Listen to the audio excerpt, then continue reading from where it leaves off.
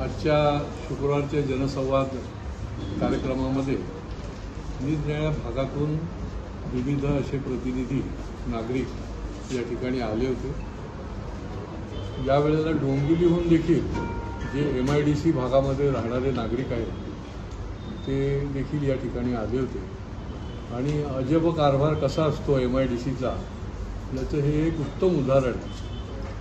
ही मंडळी जी आहे ती 99 वर्षाच्या लीजवर त्याला प्लॉट घेण्यात आले, तिथे ती घरं आहेत, हजारो लोक त्या ठिकाणी राहतात आणि ते जे लीज रेंट आहे वार्षिक ते केवळ 1 रुपया मूल्य आहे त्याचं। त्यांची एवढीच किमान मागणी आहे की आम्हाला डोंबिवलीहून ठाण्यापर्यंत 1 रुपया भरायला कशाला यायला लागतं।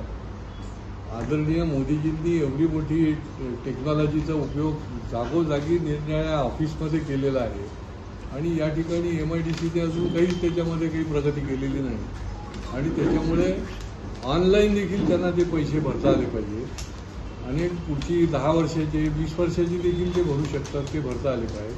कारण की हे जे त्या ठिकाणचे रहिवासी आहेत त्यांना तिकडून या ठिकाणी यायला फार मोठा म्हणजे ट्रेनने किंवा बाय रोड यायला दोन्ही बाजूंनी त्यांना हे वेळखाऊ आहे आणि त्याच्यामुळे ते झालं पाहिजे आणि ते मी ताबडतोब संपर्क करून त्यांनी सांगितलं की 1 आठवड्यामध्ये आपण हे मार्गी लावू।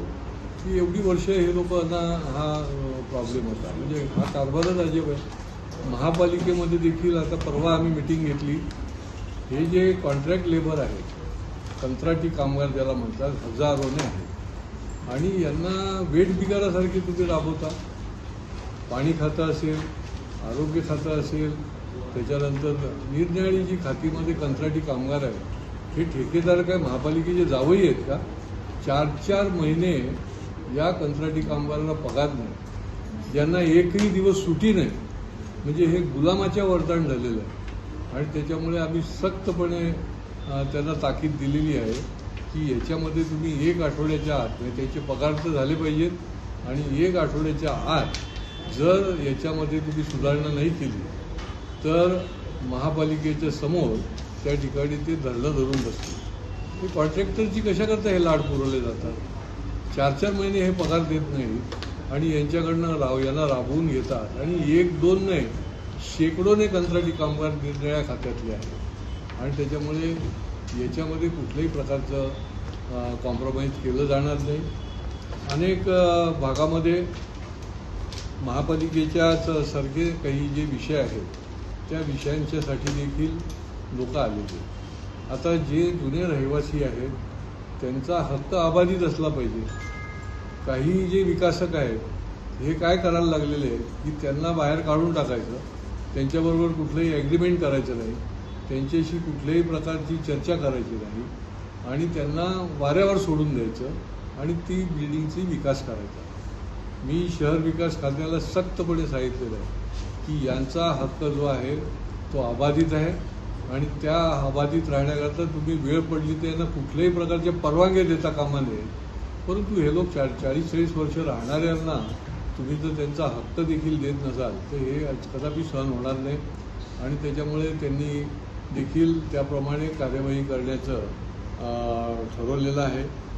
या काळामध्ये आणखीन एक ज्याला म्हणता येईल की धक्कादायकही म्हणता येईल आणि गमतीदारही म्हणता येईल की आता SIRचं चालू आहे, म्हणजे मतदार पुनर्नोंदणी, पुनर्रचना आणि तपासणी याचा फार मोठा देशभर कार्यक्रम चालू आहे आणि याच्यामध्ये सगळेच प्रतिनिधी जे आहेत, जे सामाजिक संघटनांचे आहेत ते देखील याच्यामध्ये सहकार्य करायला पुढे आलेले आहेत। पण निवडणूक आयोगाच्या माध्यमातून जे BLO नेमले जातात तर म्हणजे ही एक प्रकारे संतापजनक देखील गोष्ट आहे की ठाणे महापालिकेमध्ये 4थी श्रेणीतल्या कामगारांना त्यांनी BLO म्हणून नेमले की जणू काही हे क्लार्क आहेत असं दाखवून।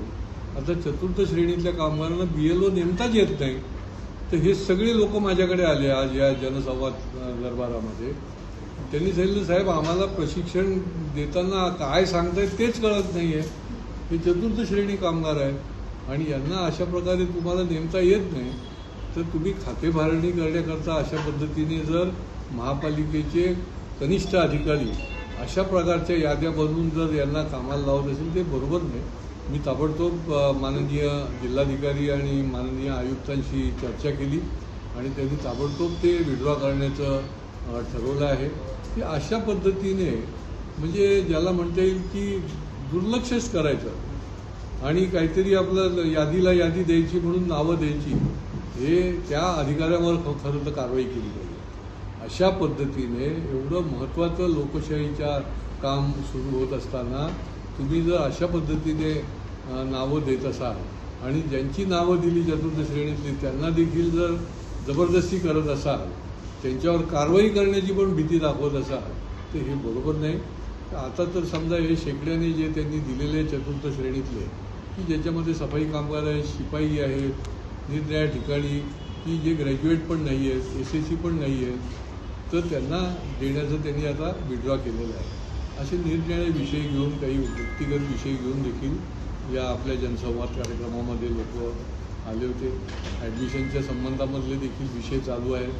फी वाढीच्या संबंधामध्ये ज्या प्रकारे CBSE शाळांनी पालकांना वेठीस धरण्याचं ठरवून फी वाढ केली आहे, त्याच्यासंबंधी विषय चालू आहेत आणि त्यामुळे अनेक समस्या लोकांच्या आहेत आणि त्या सोडवण्याकरता जे म्हणून करता येईल ते लोकसहभागातून आणि आमच्या माध्यमातून आम्ही करण्याचा प्रयत्न करत आहोत.